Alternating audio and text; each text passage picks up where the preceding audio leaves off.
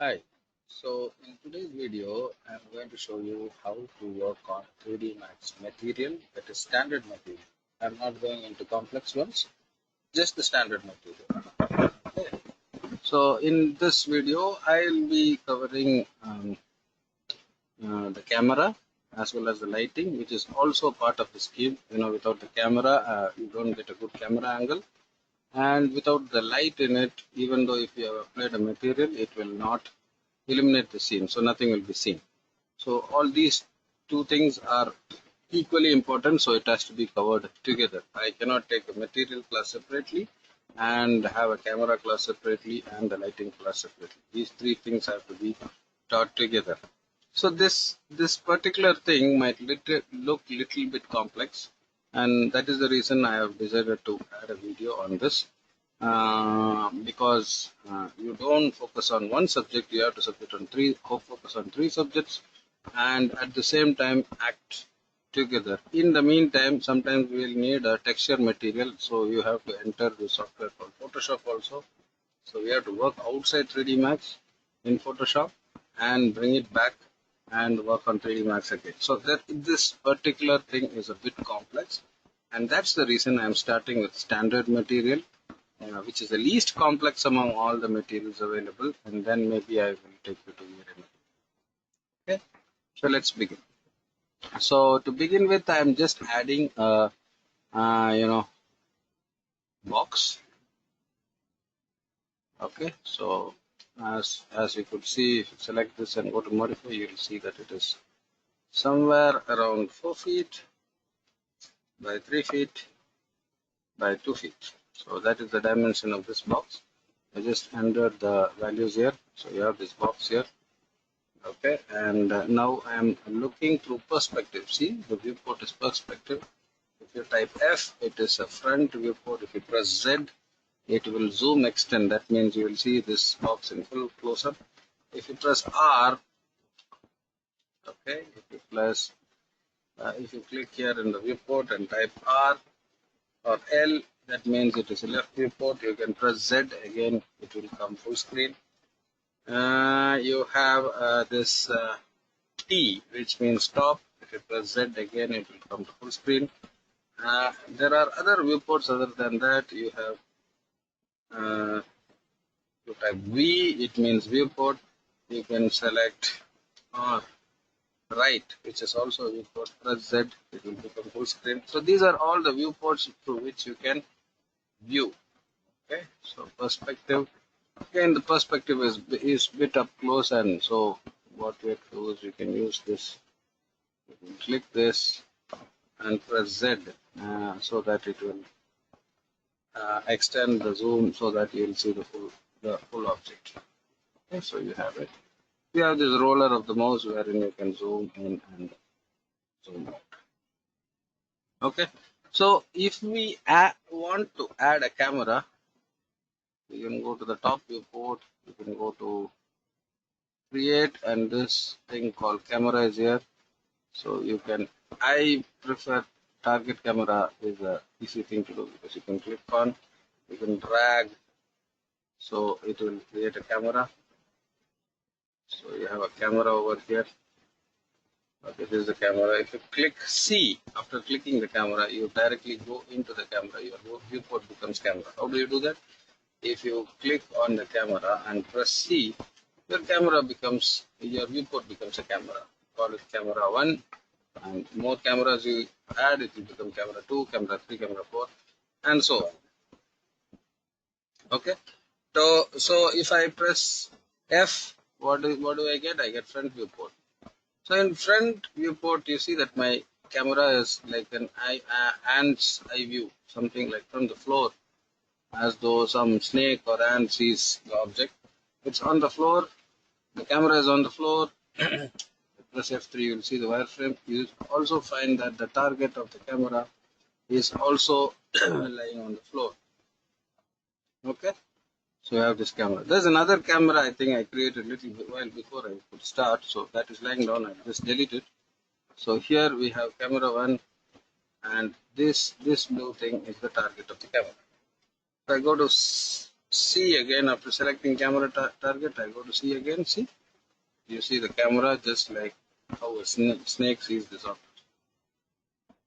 You can actually select the target of the camera, lift it up, go to front viewport, click the camera itself and lift it up.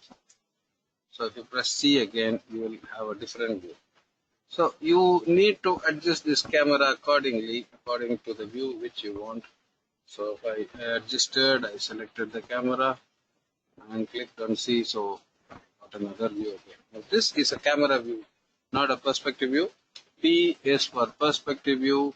You can rotate it, you can do whatever you want, but then it is not going to be there in the same position. It is difficult for you to rotate back and come to the same position. But whereas camera is concerned, if you created a camera, all you have to click the camera and press C, it will retain back to the original position of the camera. And this camera can be movable. You can move this camera from here to here. If you press C, you will find that the camera is changed. So camera is the best practice. You need to add a camera into the scene, and you also need to add a light into the scene. I'll take you how to do that. So here, the third icon from the left is this light. You can click on light. There are basically three types of light. One is called standard, another one is called photometric, another one is called Vray. Standard is a very simple light system. Photometric is little bit on the advanced side. Vray lighting system. You don't have Vray when you buy 3D Max altogether alone. You need to buy Vray separately. It's a different software which helps you to render scene much better than the standard rendering which 3D Max offers. You have to download that, and you have to buy it and install it. Okay. So Vray doesn't come in a standard 3D Max. Now it only comes with standard. 3D Max only comes with standard and photometric. So standard is the simplest one. So I'll start with the simplest one again. So click on standard, go to Omni. Omni means it is a spherical light. It is just like a sphere. It emits light on all sides. Just click here and create an Omni light. So if you go into the front viewport, again, like the camera, it lies on the floor. You need to lift it up into a particular height and keep it wherever you need. Probably you need it near or behind the camera, just like how the cameraman will have one light attached to its camera, his camera. Similarly, you need a light next to the camera in the same direction. You cannot have a light in the opposite direction, opposite to the focus of the lens, and still expect the scene to be beautifully illuminated. You need to have the camera light next to the camera itself. Another filling light also you can add anywhere according to the scene. So yeah, I have lifted the light here above camera and I have kept the light next to the camera also. So if I press C, again the camera gets activated and you can see through the camera, and I am just showing you how it looks. I'm going to give F10, which means render setup, and maybe you can pick up a resolution. You can pick 800 by 600 and just render the scene. When you render, this is how it looks. This is the simplest form of render. You are rendering an object without applying a material. I have not applied any material on top of it. Just use the color of the box whenever I created it, and that happened to be a magenta color. I just rendered it to see how it appears. So the entire environment is dark black, and you have this cuboid sitting there and camera facing that. Okay, so this is the first rendering in the first class of materials. The standard materials. F10, please remember the key. F10 is for render setup. F9 is to render simply without going to render setup. F10 is to go to render setup and pick the output size. Now I have picked 800 by 600. Fairly, all the output size is much bigger. When it comes to professional rendering, you need at least this 35 mm output with this resolution 4096 by 3112. So this is the usual size of rendering. So bigger the size, remember 800 into 600 was rendering quite faster than what you expected. Now I am rendering something which is bigger than that. So hence the speed is reduced. The size of the image is 4096 by 3112. So you see it took so much of time to render. Still it's not over. Still rendering and rendering. So it says 42.9% rendering. We'll just wait for it to complete.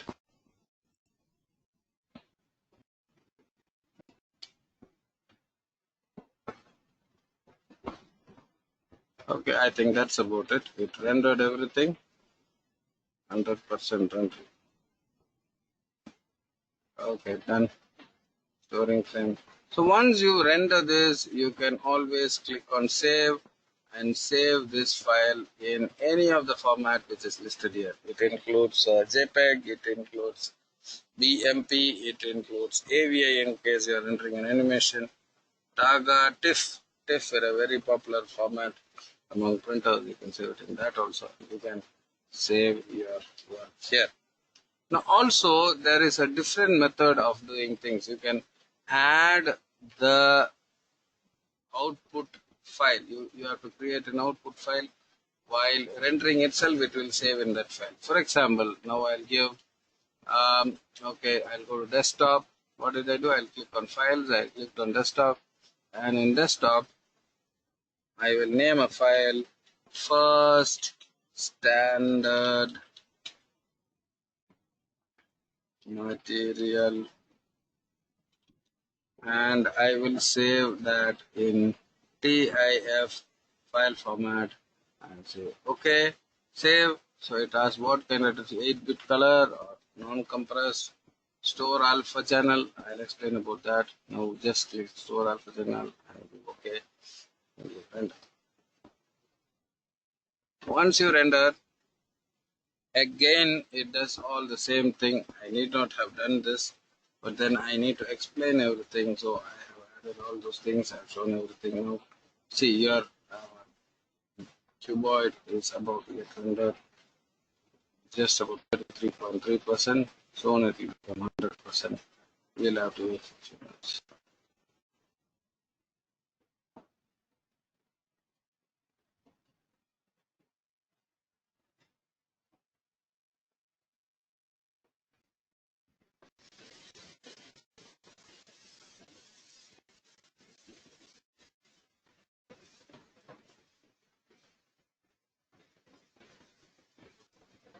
So it got rendered 9900%. That it is.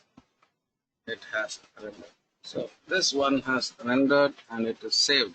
Now if we go to desktop, we'll find a file in the same name. Okay, so okay,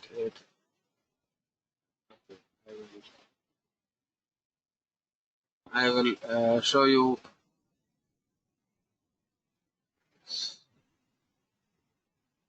So I'll show the.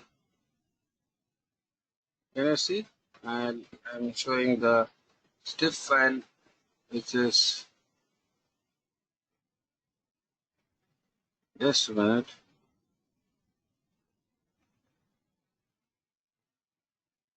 So the file is actually saved there. So I need to show it here. What I'll do is I'll go to rendering and say view image file. Go to desktop. You will find that image saved.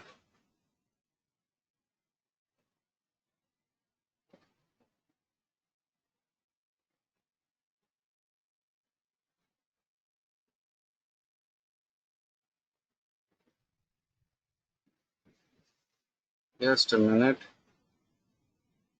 So you see this thing called render view file image, and if you go to desktop, you will find what you have rendered. First standard material. Just now I saved it while rendering. So when it renders, when it renders and save in the desktop. That's what I've done, and I've said save file, and I give a file. So these are the basic things which you need to know before starting rendering. So you need to know where is the render setup, remember F10, okay, and where is the size of or the resolution of the image. You can either go to custom and increase the size like 3000 by something. So also you can use the same aspect ratio. You can click here and click here and just go about adding the size. When you give 3000, automatically the height will change according to the image aspect of 1.333. So automatically it became more. 3000 and height automatically became 2250. So this is all. You have to do the adjustment, and then you have to go down and say save file, and you have to give the new file name wherever you want, desktop or in your personal folder, wherever it can. So this setting is very important. So you please remember what are the things important in render setup. Number one, here the size. It can be a custom size, or it can be this size. You can use a full aperture movie, and you can use this. In custom size though, you can go here and say custom, and you can lock this aspect ratio as how I have done. Okay, so I have locked it. See, you remember this here, locked it, and then typed in a value in the first one, the width column and height column. Automatically you added a figure. That is very important. And then here, this tick mark in save file, and click this files, and then you type in the name in the wherever place you want, and just hit render. So this is another one which you need to remember. These are the things which you need to remember. Okay, and I can show you.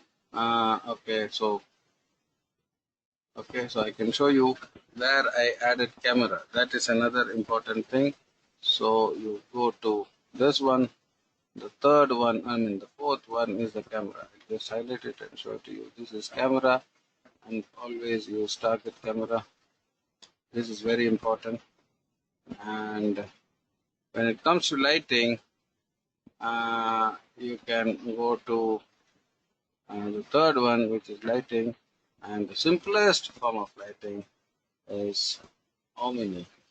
So I'm just highlighting that also. This is the simplest form of lighting, and I'm letting you do this. Okay, so I highlighted that. Please remember. Okay, now okay, so I clicked Omni. One more Omni light here. Also, you need to adjust the height of the light. It might be somewhere on the floor. Camera also may be in the floor. Please remember that and adjust it accordingly. So these are the basic things which you should know before you could start on material, that is standard material. Okay, now how do you go to standard material? Hit M in the keyboard. If you're going to hit M in the keyboard, and if you press M again, it will disappear. If you press M, the material editor, that is compact material editor, pops in. So if you see, this is not how it might look. Okay, so I'm just clearing it. I have added some materials in that. So this may not be how it looks. It might look like this. It will be all clean. Okay, so here it should be maybe 19. This is how it may look when you start with. So this is the first slot, default 01 default. You will notice that there will be 24 such slots from 1 to default 24. There are 24 slots in a material editor, which doesn't mean that you can only use 24 materials. You can use much more than that. You can use thousands of material in one scene. In fact, when you're doing an interior scene, you'll be using hundreds and hundreds of materials in a scene, and which is not limited to these 24 set of balls. Okay, so these each balls indicate a material though, but it doesn't mean 24th ball is the end of having material in 3D. You can have more. I'll speak about that in detail when I get into uh, multi sub object and multiple materials. When I teach multiple materials, I'll teach you about that. Okay, but this is how the materials are arranged up. Okay, now how do you add a material? So far I have not added any material to this box. This magenta color is created when the box is created and just comes with that. So my idea is to add color into it and show you what all is needed for that. So to add a color, now I would suggest you to ignore this arch and design type of material. There are many types of materials, many categories in it. Mental, it depends on the rendering which you follow. When you are using a simple rendering, when you're going to see, if you see in render setup, if you come down, if you see here assign render, I'll just highlight it. If you see assign render, this place, if you see here, there are about 3 types of rendering which is possible inside this 3D Max. If you press, see, it is under NVDA mental ray. That is a kind of renderer which is being used now. Just highlighting on it. So why I keep doing that, you don't forget. Okay, so what I'm trying to say is you can use default scanline rendering, which is the basic of all the rendering. Then you have this NVDA iRay, and then we have this Vray, which is an advanced Vray advanced 2.40. Of course, this is an old Vray version. Now I think the version is around 4 or 5 or something like that. This is a very old one. So it has come in 2014, and so hence it is 2.40. Okay, there are advanced versions that have come today, but any day, even if it is 2014 version also, it is 100 times better than default scanline rendering, which is a basic material.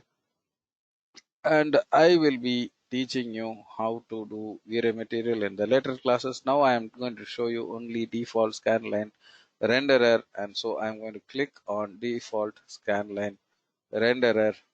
Now, do you notice that all this slot went empty? That's because when I changed from mental ray, NVDA mental ray, to a default standard material, it creates some kind of a problem in the material slot. So because these materials which you see over here are specifically designed for mental ray.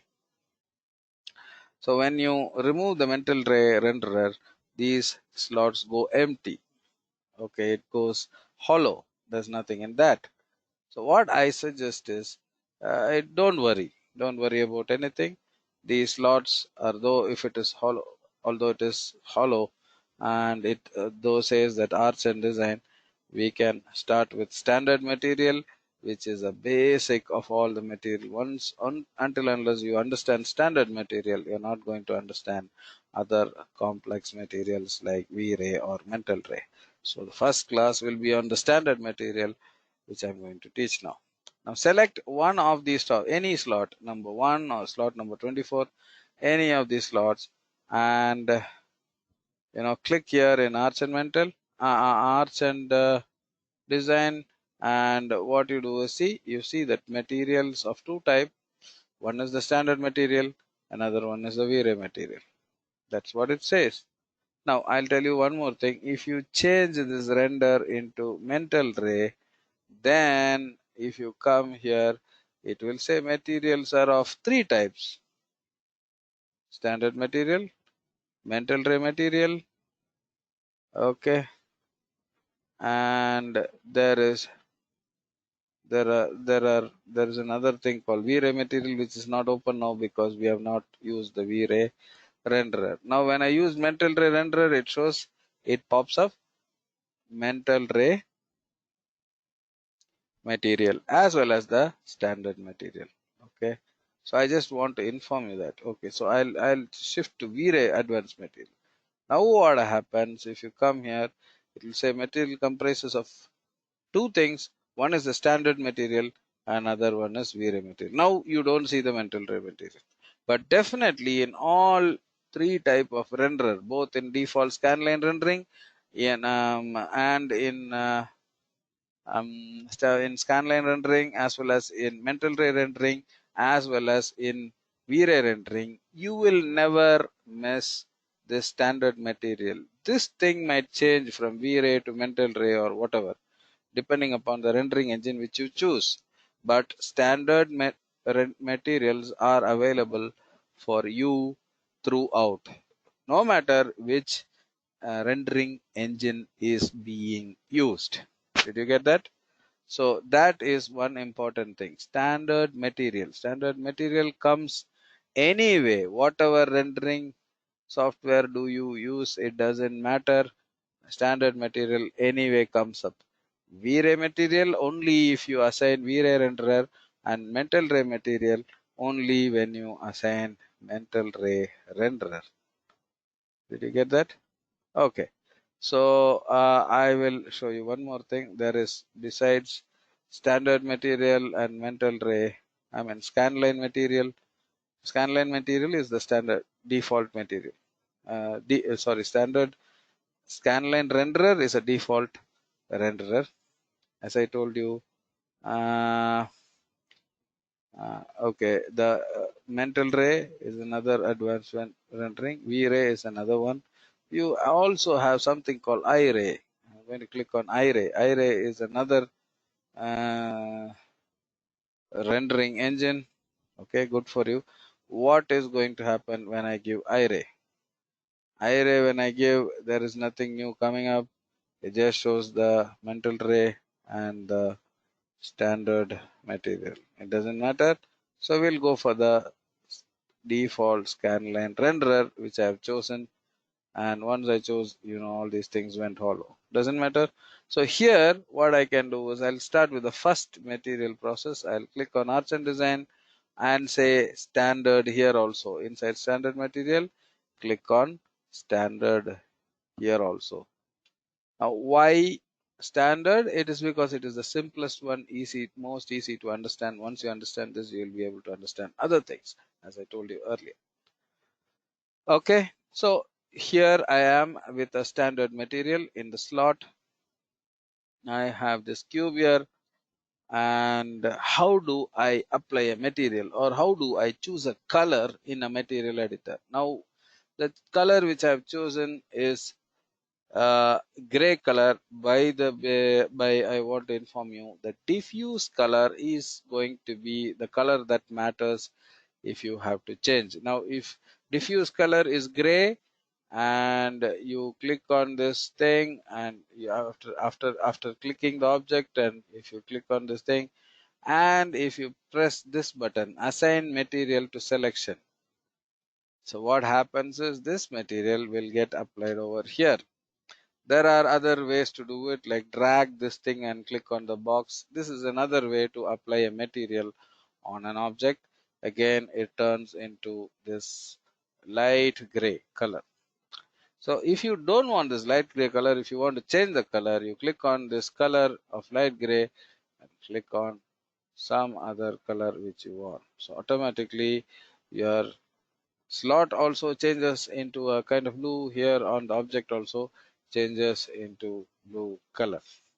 So this is how you change the material color. Did you get it? This is how you change the material color. If you want to change this into red, click there and change it into red. You okay. So since this object is assigned to this material already, by clicking this, the change automatically happens. So if I click on green, it becomes green. So this is how I'm pressing C for camera and rendering it. So it says I'm going to overwrite the file which I created earlier. I will say perfectly all right. So it renders. Now the scanline material has rendered this one. Okay, so it is green in color since I gave the diffuse color as green. So there's another color on top which is nothing but an ambient color. Ambient color means brighter color. Now it is locked to default color. Do you see this thing? That means it is locked to default color. You can change it if you want to.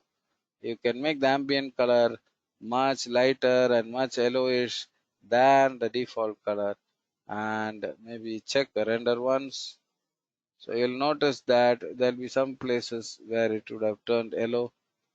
So that's how the ambient color thing works. You can just lock it, lock ambient and diffuse. So once you do that, the diffuse color and the ambient color will become same. Did you get it? So now what you can do is I can show you some other things like specular level. You can increase the specular level, you can increase the glossiness.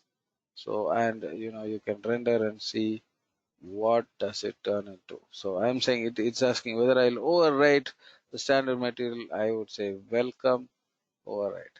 So specular color has specular highlights, and it shows up whenever needed. Okay, so you will find this glossiness. You can increase the glossiness.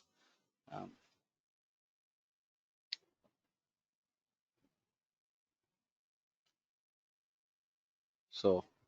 so this is how you go on rendering. So I have selected diffuse color. I told you what it is also, and what are the other things possible in a standard material. Okay, so what next? What are the other things possible in standard material? I am tired of seeing colors. I want to change it to textures. I don't want colors. I want textures. I want a bitmap to be applied onto this box. Yes, possible. Click to this button next to diffuse and click on bitmap and check for what material do you want. Okay, I'm picking one of these materials. I like to have this, masonry brick. I'm selecting this. I said okay. So you know that this masonry brick started appearing here, and you know what? You click on this box and say assign to material. Now you'll be surprised that even after assigning the material, this thing doesn't show up here. Okay, what can you do? You can click on this light bulb which says apply material to the selection. If you go near, it will say show shaded material in the viewport. So you say yes, it will show up here. So if you render now, you will notice that you have applied the brick material on to this box. Did you get it? This is how you will apply a material on top of a okay, so you select the object and click here with this slot on. So this material will get applied here. Also, you can drag this material and keep it here, just like I showed you earlier. Did you understand? So these are the simple. This is a simple material, and I have applied the simple material onto this cuboid, and I have tried it out. Okay, this place looks a lot more shiny. You can reduce the glossiness. Okay, so it turned out to be disastrous. Render, just see what is it. See, it all became blur. It's not looking good. So you can have the kind of glossiness little bit, select, and you can apply on it. Okay, also there is one important thing in applying a material, that is called UVW map. You have to add that UVW map onto the object, whatever it may cost. You have to click here and say UVW map, So automatically UVW map got applied. So since it is selected as planner, it appeared like that. If you select box, this is how it appears. Also, you can remove this real world, because once you click on real world, it will adjust the brick size to the object which you have given and show you. I don't want that. I want to give the manual adjustment. So I can untick the real world and try give values like 100, 100. So that's too big. 50, 50, 50. So this height need to be reduced. So okay, so also you can just give fit. Fit means it will fit into this, and you can increase the number of U tiles, V tiles depending on your requirement. So that will change your requirement. And so here I'm trying to adjust the brick size. Okay, so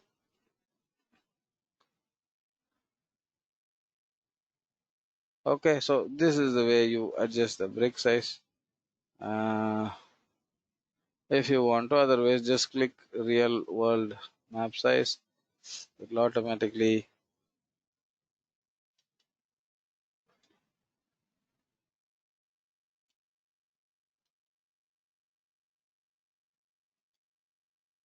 okay. So I have adjusted the size according to my requirement.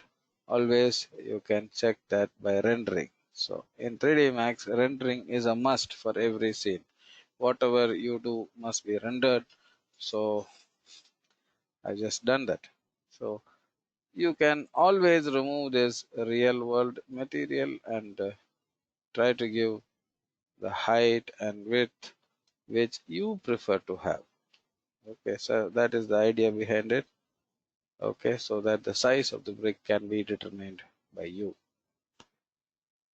Okay, so now I told you how to add a material, that is a texture, into the scene, and I have clearly shown that. Likewise, there are a lot more things which are available here. So I'm sort of going there to maps, and see if you notice the diffuse color, and this is the bitmap which you have added. It just shows up here. So one of the most important thing in this material editor is this third one. The first one, of course, shader basic parameter. Second one, we don't actually care much. We go to the fourth one. Isn't it fast? Sorry.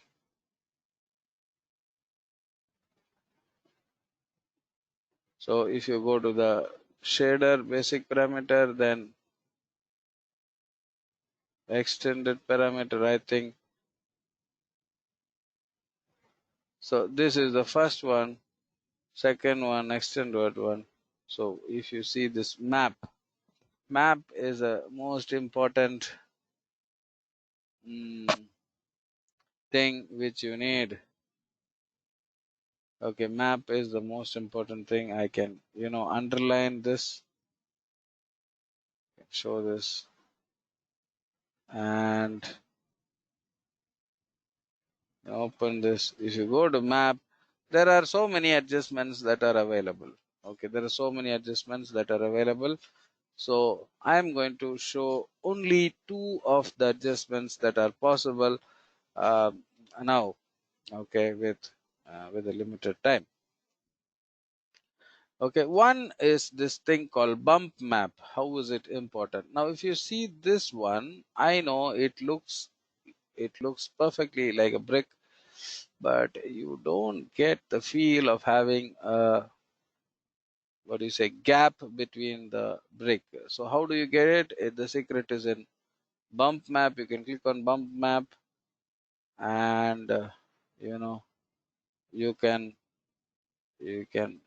maybe see, you need to have a bump map with you, or you can copy the same thing over here and say copy and increase this value to 500 or something, and just sorry.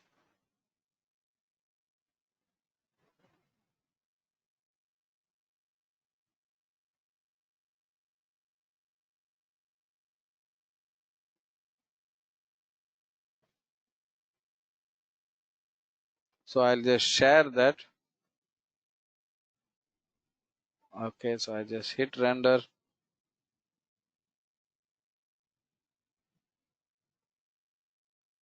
So you notice that moment I added bump map, the brick is going to look like as rough and real as it could be. So that is the secret of bump map. So bump map helps us to have these grooves and all these things come properly. So if you go to this thing, I'm sort of trying to show you what all bump map can do. I'm removing this. I'm going to give clear, and I'm just having this one as a bump map. That is, so you see here, it shows all the grooves that need to be shown. But then I am having this green color as my base color. Now, how does bump map work? Bump map work by this principle: darker colors or color black is shown as recessed, and the lighter colors are, or white color or gray, or the lighter colors are shown as embossed. Black recessed, white embossed, or darker recessed, lighter embossed. This is the principle of bump map. I can explain that with some other bump map. I'm giving this as a bump map. It's a pure black and white image, okay, like a brick racked up. So I'm just clicking on that, and I'm going to render. I have used that as a bump map and still use this green color. So you notice that, so it clearly shows that, see the rise and embossing and the recess or engraving that has happened with a bitmap. So bump map will work perfectly well with black and white images than color images. Okay, it will work very well with black and white images than color images, or at least grayscale images. I'm giving a grayscale here.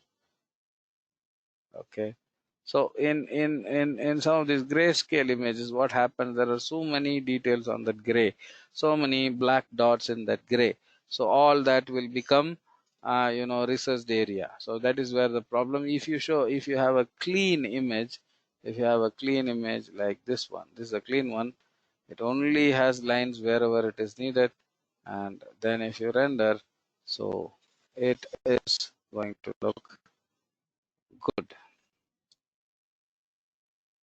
Okay, so this is how it looks, and this is how we want it. Okay, so this is the speciality of the bump map. Where it comes in the map, it is bump map, that is over here. I've just given 500. The value can, I think, go only till 999. So I just tried entering 1000, it comes back to 999.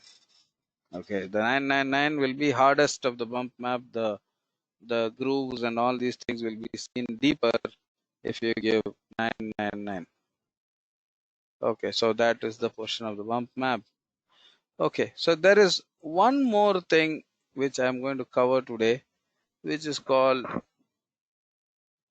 self-illumination. I have not added self-illumination in the basic this thing. So if you want to illuminate this green, you want to make this illumination color, this whole box illuminate, and I'll just increase the illumination value for that and render. So that and render. See, it started becoming brighter, and so though it has these grooves and all these things, it look as though this whole block is burning. I mean, it illuminating, glowing. So that's because of the illumination. Self illumination, you can always keep it to 0, nothing else. Okay, so here you tend to add a bitmap also for self illumination and all that. So that is one thing. And then if you want to remove, maybe I want to remove this bump, you can right click and say clear, so it goes off. See, the whole thing goes up by right clicking and clicking on clear. Okay, I'll show you one more thing. This is very important. Opacity map. Sometimes you are not interested in sitting and drawing grills and all these things, or meshes, fencing and all these things. What you do, so sitting and modeling all those things, or you want to design a cage, you want me to design a cage, what do? You click on opacity, you go to none, you should go to bitmap. Where do I have a cage? So I'll go to materials, day: materials, and say fencing opacity. So what is fencing opacity? If you view, it is nothing but an opacity map of fencing. So original fencing map is here. I will just show you fencing pattern. So I'll show you fencing pattern, and you say view. I'm sorry.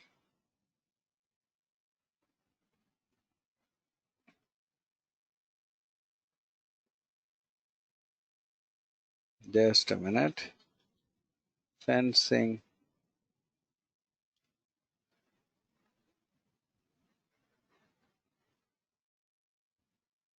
So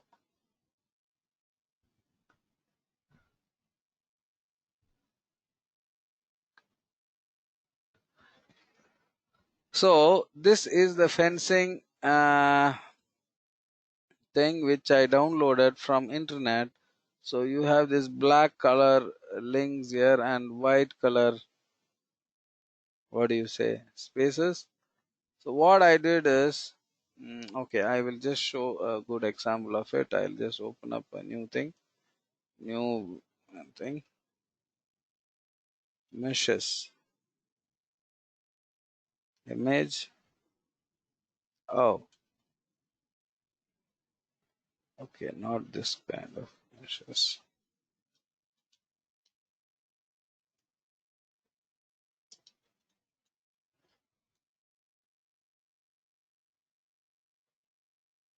Okay, I have this over here. Okay. Oh, I want a little better one.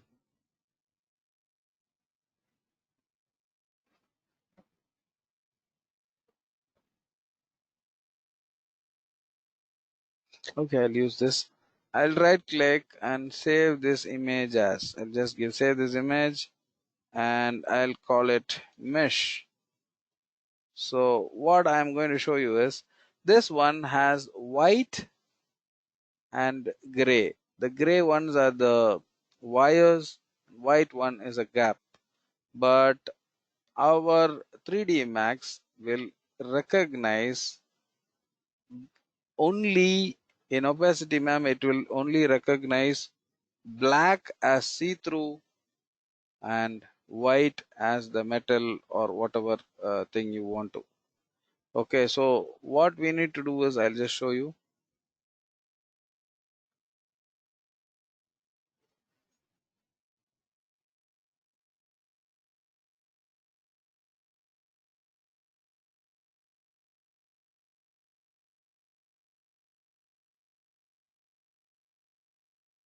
So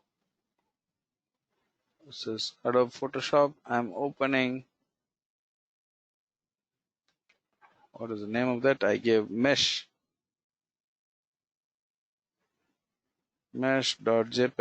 and say open.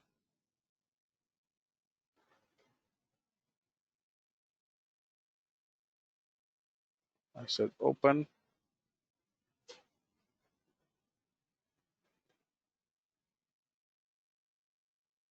Okay.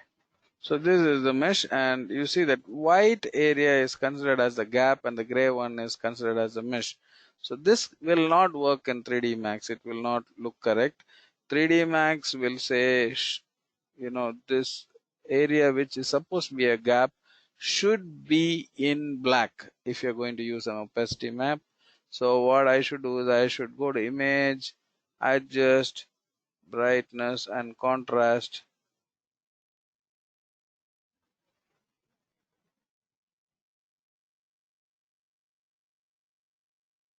So it doesn't work that way. I just press Control I, which means inverse. So what happens is inverse color. The black will become white and white will become black. That's all. I'll save this as my opacity map and I'll close it. Okay, so it will close whenever my saving is done. So what I'll do is I will go to 3D Max now, and here I will call mesh.jpg and say open. So what has happened is, if you see, if you come back, it will see it in opacity. What has happened is I have added mesh. Okay, I have added mesh, and the color of the mesh is green because in diffuse I have not given any material, I mean any texture, but the color. So you can make the color as blue or something like this, wherein opacity map is still this mesh, and you can increase or decrease the size of the mesh by giving a value over here. I give 60 into 60. So this I have given, and now I will render and see what is going to happen. You see there is a cage now. It looks as though you painstakingly modeled this part of it and made it as a cage, but in fact you have just given a mesh color and you have given a opacity map and you got it right. So that is a see-through one. If you have doubts on it, I will also place a teapot right in the center of it. Okay, so I'll place it right in the center of it. So it's here, it's in middle of it. So I'll go to camera, I'll render it again. So when you render, you'll find the teapot is sitting inside the cage, and you'll also find that the shadow of this mesh is somewhere falling on top of the teapot. That's a great news. So you don't have to worry much about the shadow also. That is also created by 3D Max, depending upon where you have kept the light source or the light in the scene. Okay, so that is one good thing about opacity map. Opacity map is here, and this is how it works. Only condition in opacity map is if you should have a black area, which is a see-through area, and white area as a opaque area. You have any such images inside, it will work great for you. Is that clear? Okay. Now I have taught you bump map. Even bump map work by the same principle. It will work on the principle by which the black area will go recessed or go inside onto the object, and white area will project outside, or it will look embossed in the image. So I hope you understood all these things. So I will go on to the other chapters involved in this. In the next class, I will check the other factors, other things which are all involved in this place called maps. Ambience color, I don't have to reteach that. Diffuse, yes. Specular color, yes, that, or specular map or whatever. Glossiness, self illumination, I showed you that. Opacity, done. Bump map, done. Reflection. So these are the, and displacement is double powerful than the bump map, but the only problem is if you use the displacement map, it works very similar to the principle of bump map, but if you use displacement map, be careful that your computer might hang because of intensity of calculation that will go in the background. So I request you to use displacement with care. Even if you're using, give a very small value lesser than 10 or 20. Okay, your computer may not be able to handle it, and sometimes it will give the same effect as a bump map because it is pretty much the same. Okay, so I think I'll wind up this class. It's quite a long one.